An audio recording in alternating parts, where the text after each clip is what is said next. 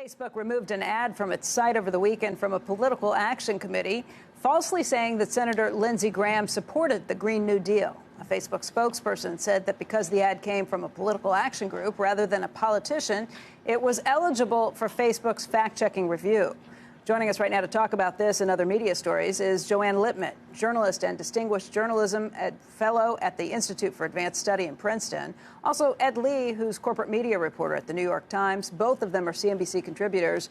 And Joanne, what do you think? This is kind of getting into fine lines. How do you figure this out, where it's coming from? I mean, to me, if you paid for advertising, why don't you fact check it like any other broadcaster would? 100%. I mean, what we're seeing here is how difficult this policy will be to enforce. Facebook says we're not going to check political ads from politicians, but we are going to fact check other things and take other things down. Now, if you are a Facebook user, are you making that distinction? No. You're seeing sort of all of this information coming at you. So Facebook has been incredibly inconsistent in how it handles fact and fiction on its site. It's going to have to make a change. I think the lines that they're drawing in terms of what they will and won't fact check just really seem arbitrary to them. It seems like sort of, well, for this we'll do this and for that we'll do that. And as Joanne pointed out correctly, like readers aren't going to know the difference about how the context around what they're viewing.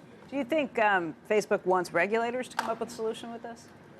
You think that there's this, well, we're confused ourselves, so please come in and help us sort this. No? Right. I think there's, the section of the Telecommunications Act, section, 230, that's the thing that everyone's looking at in terms of how will that be revamped or revised. That could hold platforms like Facebook liable for the content that's on there.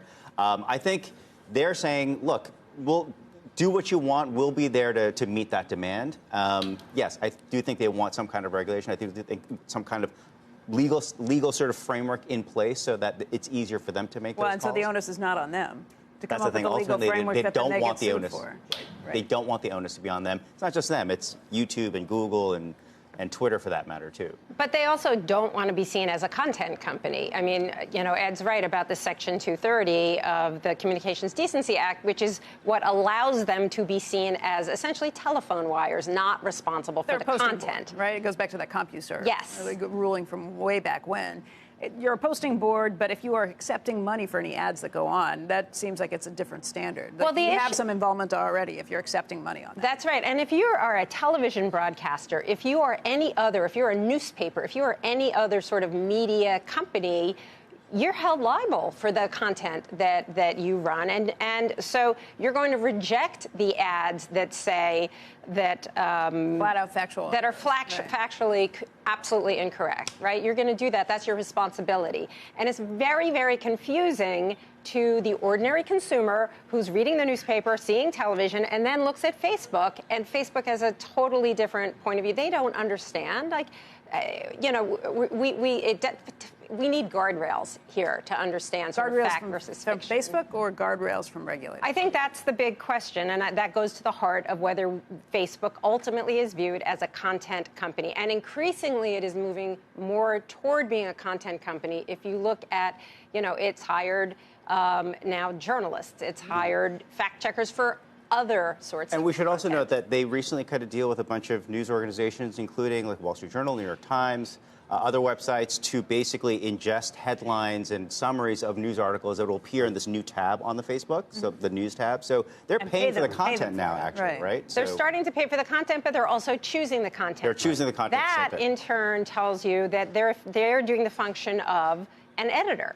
And an editor is in a content company. But some of it's being paid for, and some of it, as some of it is not being paid for. Breitbart may not be. Separate question, because we were talking about the FCC and others who regulate certain types of advertising. How often is it that television networks or others get fined by the FCC for broadcasting advertising which is inaccurate? Does anybody know? Well, I think, first of all, broadcasters have a slightly different set of rules around that relative to, say, cable networks. Okay, right? So that's a slightly different thing. But how often is this actually policed? I don't have figures on that, actually. That's a good question. But they doggedly look at it. I have a suspicion that it's actually not as much as you think. But they also are everyone far more proactive, right? Cable and network are far more proactive than Facebook. And they're not as, I mean, it's easier to find and to review. It's not like Facebook where there's tons of political advertising or issue advertising that appears and you just don't know half the time where they are. And so there's all this analysis has to happen just to see if these ads appeared, who they came from. Was it a politician? Was it a PAC? Was it some other organization that you might consider an issues ad? So again, it's so much more stuff happening. It's harder to police. It's harder to get a sense of. There needs to be legislation. There needs to be a way to understand and tick through all of these things and decide what's fair game and what's not fair game. It comes down to, is it a content company? Should they be liable?